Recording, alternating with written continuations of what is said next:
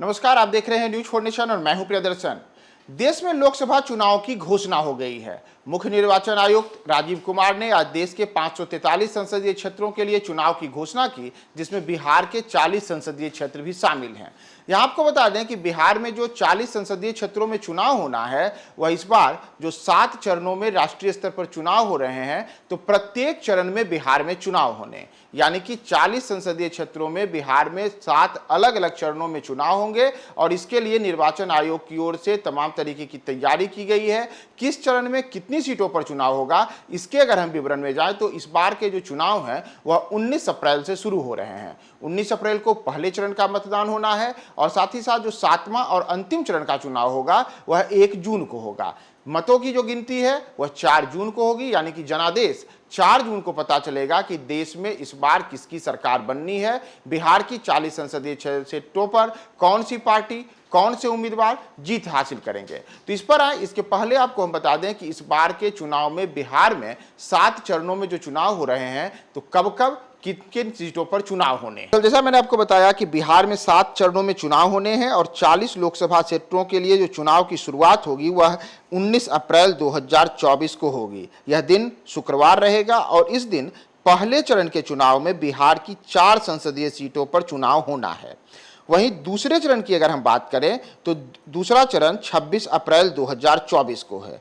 यहाँ भी शुक्रवार है, यानी कि ठीक 1 सप्ताह बाद, यानी 19 अप्रैल को जो चुनाव होंगे उसके ठीक 1 सप्ताह बाद अगले शुक्रवार को फिर से 26 अप्रैल 2024 को बिहार में दूसरे चरण का चुनाव होगा और इस दिन 5 संसदीय क्षेत्रों में चुनाव के लिए वोट डाले जाएंगे, यानी कि पहले चरण में 4 और दूसरे चरण में 5 संसदीय क्षेत्रों के में चुनाव के लिए वोट डाले जाएंगे। और अगर हम बात करें तीसरे चरण के लिए, तो तीसरे चरण का मतदान 7 मई को होगा।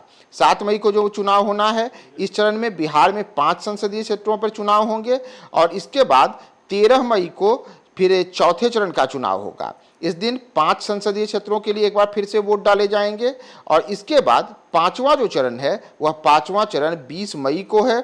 20 मई के दिन एक बार फिर से 5 लोकसभा की सीटों पर बिहार में मतदान का काम होगा।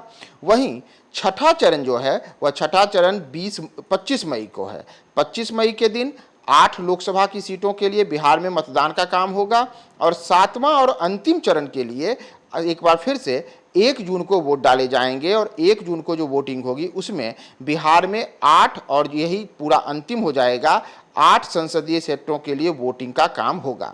तो अगर हम फिर से एक बार आपको बता दें तो इस बार जो 7 चरणों के लिए चुनाव हो रहे हैं उसमें 19 अप्रैल को 4, 26 अप्रैल को 5, 7 मई को 5, 13 मई को 5, 20 मई को 5, 25 मई को 8 और 1 जून को 8 लोकसभा सीटों के लिए बिहार में अलग अलग चरणों में वोट डाले जाएंगे। और इस प्रकार जो राज्य की कुल 40 लोकसभा की सीटों हैं, उन 40 लोकसभा की सीटों पर अलग अलग तिथियों में मतदान की प्रक्रिया शुरू होगी। बिहार में जो अलग अलग 7 चरणों में चुनाव होने हैं, उसका जैसे मैंने आपको बताया कि इस बार के जो 7 चरण के चुनाव होने हैं उसमें शुरुआती चरण में केवल 4 सीटों पर चुनाव होंगे और उसके बाद क्रमबद्ध तरीके से अलग अलग चुनाव होने हैं और कुल 40 संसदीय सीटों पर 7 अलग अलग चरणों में चुनाव की प्रक्रिया संपन्न कराई जाएगी।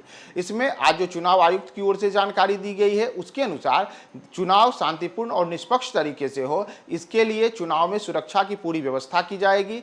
किसी प्रकार का कोई भ्रामक स्थिति न बने, किसी प्रकार से कोई हिंसा की स्थिति नहीं बने, इसके लिए चुनाव आयोग की विशेष नजर बिहार पर रहेगी। और बिहार में जो 40 की 40 संसदीय सीटें हैं उन तमाम सीटों पर चुनाव के दौरान पैरामिलिट्री फोर्स की तैनाती रहेगी। इतना ही नहीं, चुनाव आयोग की टीम अलग अलग तरीके से यहां नजर बना के रखेगी कि कोई भी राजनीतिक दल या उम्मीदवार अपने धनबल और बाहुबल के प्रयोग से चुनाव को प्रभावित ना करे। साथ ही साथ चुनाव प्रचार के दौरान अगर कोई जाति और धर्म के नाम पर भी वोट मांगने की कोशिश करता है तो उसके ऊपर भी चुनाव आयोग की नजर रहेगी और ऐसे लोगों पर या फिर ऐसे राजनीतिक दलों पर कार्रवाई की जा सकती है। तो बिहार में जो 7 चरणों के चुनाव होने हैं उसका ये पूरा शेड्यूल है। जैसा मैंने आपको बताया कि 19 अप्रैल से चुनाव की शुरुआत होगी और 1 जून को जाकर के 7वां और अंतिम चरण के चुनाव में 8 संसदीय सीटों के लिए यहां पे वोट डाले जाएंगे और इस प्रकार कुल 40 सीटों के लिए चुनाव संपन्न होंगे।